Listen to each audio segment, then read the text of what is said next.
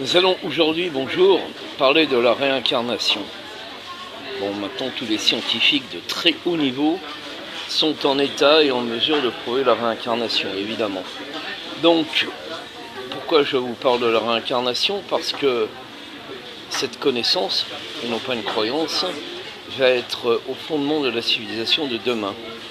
Et la seule et unique possibilité de paix mondiale ne pourra se faire que dès lors que l'humanité saura enfin que le fondateur de toutes les religions et aussi de tous les grands empires est en réalité la même et unique personne qui s'est donc réincarnée. Autrement dit, ceux qui combattent la réincarnation sont ipso facto les ennemis de Dieu et de son alter ego, le Messie universel. Et le messianisme est donc indissociable du concept de la réincarnation. Ce concept est vérifié tous les jours scientifiquement. Le futur sera donc spirituel et scientifique, ce qui est logique.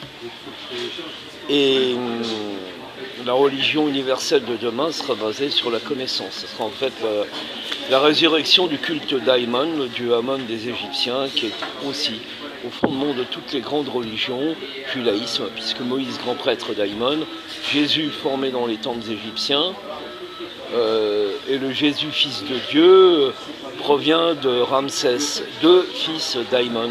L'étymologie du mot Dieu provient de Deus latin, qui lui-même provient de Zeus, Dios grec, et la première dénomination de Zeus, c'était Zeus Aïmon.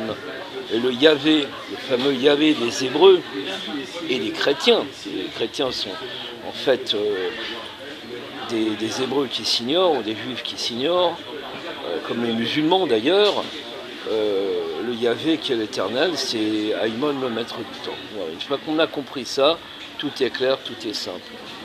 Voilà, bon après-midi à tous. Merci. Abonnez-vous, faites connaître.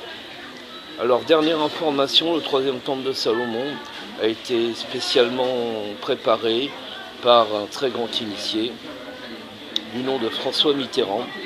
Réincarnation du pharaon Séti Ier, et aussi le roi David. Le Grand Louvre, c'est la copie parfaite du palais temple de Ramsès II à Luxor.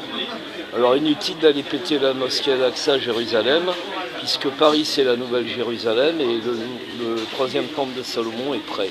Donc le Messie va arriver très bientôt. Autrement dit, Macron va dégager non pas par le peuple, mais par la puissance de 7 milliards de croyants qui attendent sous des noms différents l'avènement du même et unique Messie. Voilà, bonne journée à tous et puis les grands événements arrivent.